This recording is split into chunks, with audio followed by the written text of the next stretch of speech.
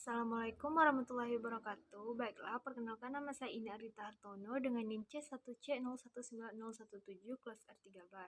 Baiklah, di sini saya akan menjelaskan mengenai penyusunan anggaran utang dan modal dengan mata kuliah penganggaran yang diampu oleh Bapak Wirmi Eka Putra SE MSI. Berikut penjelasannya. Yang pertama yaitu anggaran utang. Anggaran utang adalah anggaran untuk memperoleh dan membayar utang. Nah, utang kebalikan dari piutang. Utang adalah kewajiban debitor atau peminjam untuk melaksanakan sesuatu kepada kreditor atau pemberi pinjaman selama jangka waktu tertentu. Pada bahasan pokok ini dijelaskan jenis utang serta manfaat anggaran utang dan modal. Nah, jenis utang. Utang ini terdiri atas utang jangka pendek, utang jangka panjang. Utang jangka pendek atau short term debt atau utang lancar atau current debt adalah yang berjangka waktu paling lama 1 tahun, seperti utang usaha, beban terutang, wesel bayar, kredit modal kerja, dan lain-lain. Kemudian utang jangka panjang atau long term debt atau utang tak lancar atau non-current debt adalah utang yang berjangka waktu lebih dari setahun, seperti utang obligasi, utang hipotek, kredit investasi, dan lain-lain. Selanjutnya yaitu manfaat anggaran utang dan modal. Nah, anggaran utang sangat berguna untuk kemajuan perusahaan bila utang tersebut dikelola dengan baik.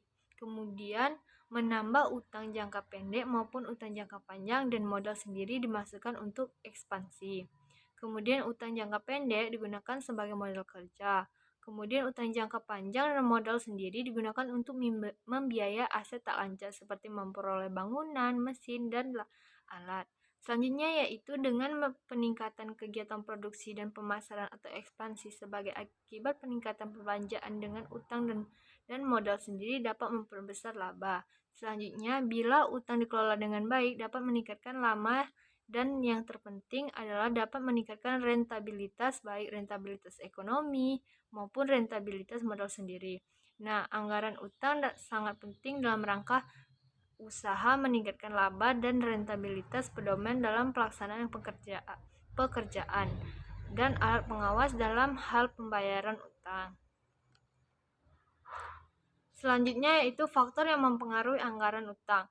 Yang pertama yaitu ekspansi. Pada umumnya, ekspansi hanya membutuhkan tambahan modal kerja karena perusahaan bekerja dengan kapasitas produk yang sudah ada.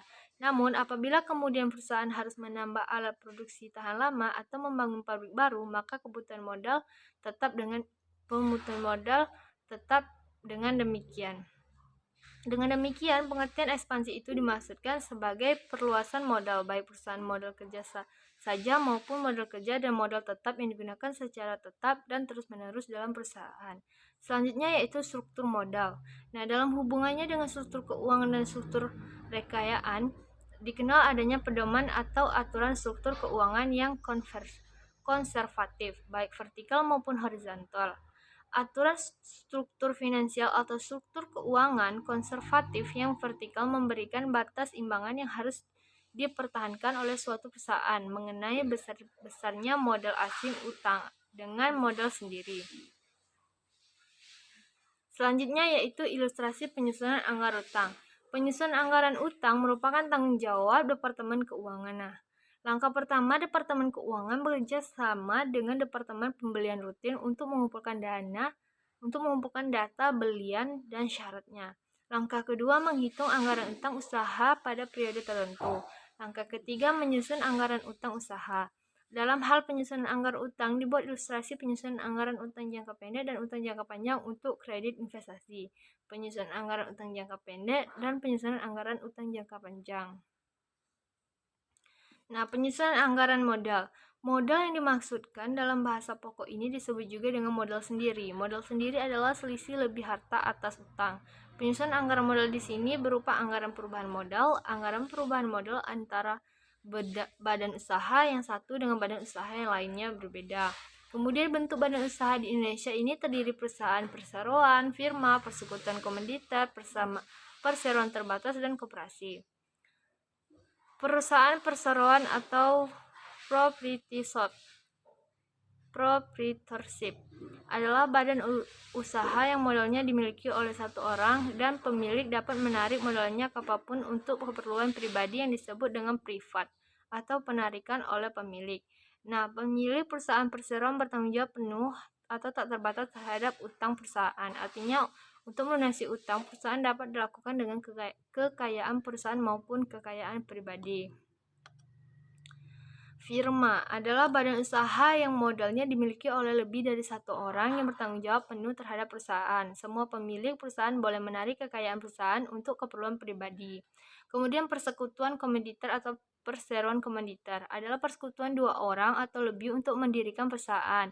Satu orang atau lebih sekutu bekerja dengan tanggung jawab tak terbatas sebesar modal penyertaannya dalam perusahaan dan satu orang atau lebih sebagai sekutu komoditer dengan tanggung jawab terbatas pada modal disetor.